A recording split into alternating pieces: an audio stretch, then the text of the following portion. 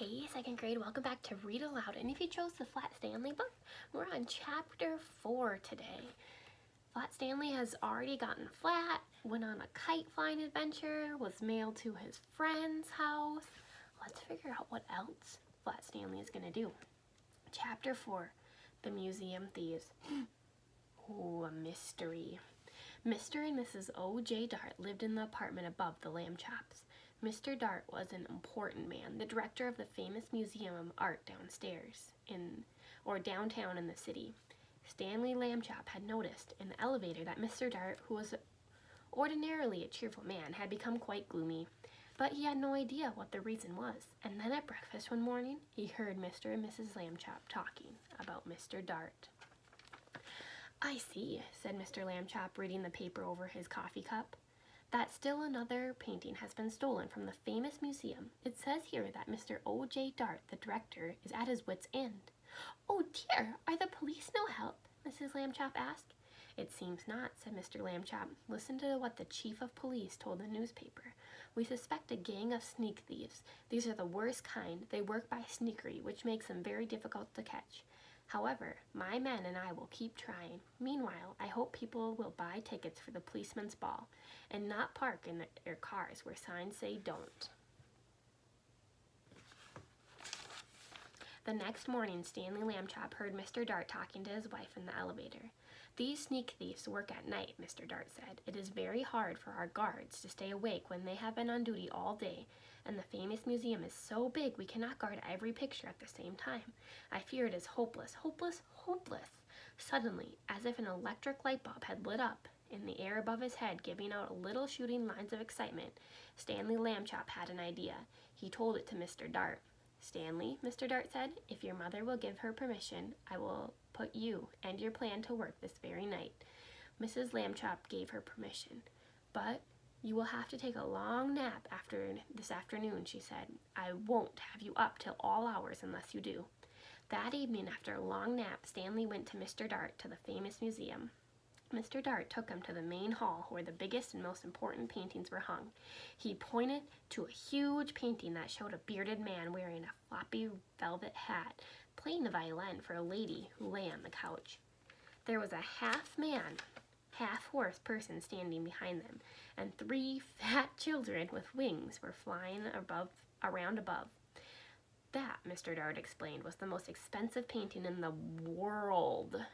There was an empty picture frame on the opposite wall. We shall hear more about that later on. Mr. Dart took Stanley into his office and said, "It is time for you to put on a disguise." "I already thought of that," Stanley Lambchop said, "and I brought one." "There's the most expensive painting in the world." "My cowboy suit. It has a red bandana that I can tie over my face. Nobody will recognize me in a million years." "No," Mr. Dart said, "you will have to wear the disguise I have chosen."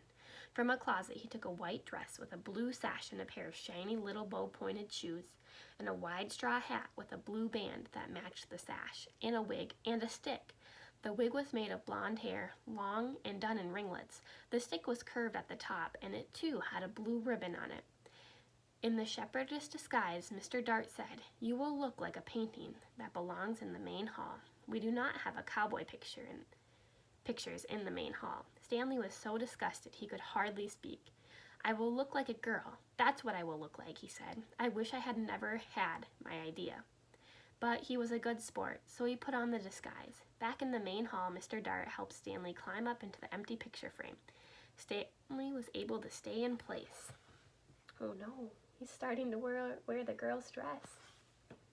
Stanley was able to stay in place because Mr. Dart had cleverly put 4 small spikes in the wall, one for each hand and foot.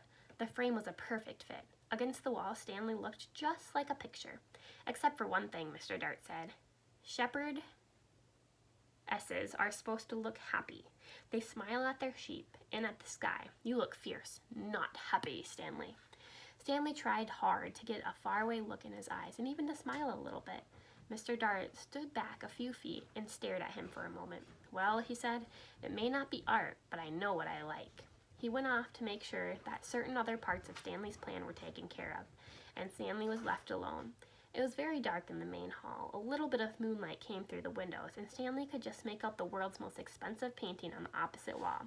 He felt as though the bearded man with the violin and the lady on the couch and the half-horse person and the winged children were all waiting, as he was, for something to happen. Time passed, and he got tireder and tireder.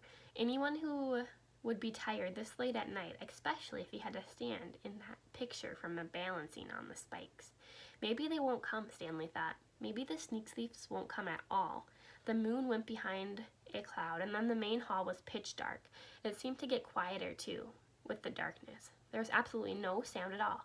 Stanley felt the hair on his back of his neck prickle beneath the golden curls of the wig. Creak. The creaking sound came from right out in the middle of the main hall, and even as he heard it, Stanley saw, in the same place, a tiny yellow glow of light.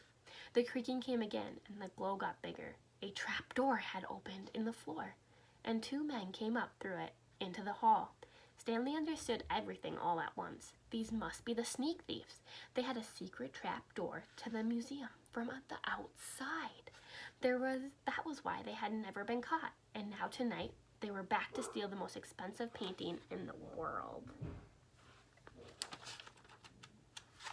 He held very still in the picture frame and listened to the sneak thieves.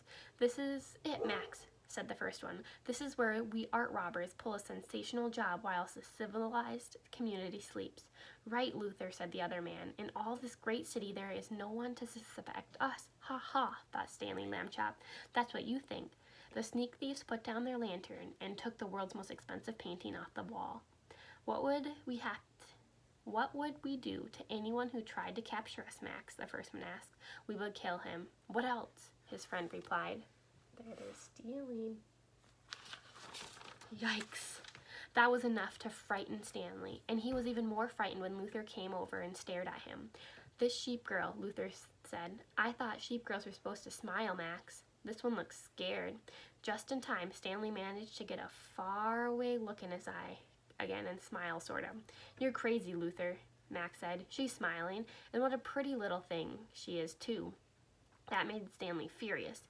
He waited until the sneak thieves had turned back to the world's most expensive painting, and he shouted in the loudest, most terrifying voice, "Police! Police! Mr. Dart, the sneak thieves are here!" The sneak thieves looked at each other. "Max," said the first one very quietly, "I think I heard the sheep girl yell." "I think I did too," said Max in a quivery voice. "Oh boy. Yelling pictures. We both need a rest." "You'll get a rest all right," shouted Mr. Dart, rushing in with the chief police and lots of guards and policemen behind him. "You'll get arrested, that's what, ha ha ha." The sneak thieves were too mixed up by Mr. Dart's joke and too frightened by the policemen to put up a fight. Before they knew it, they had been handcuffed and led away to jail. The next morning in the police office of the chief of police, Stanley Lambchop, got a medal. The day after that, his picture was all over the newspapers. Look at Stanley's other adventure. He's caught sneaky thieves.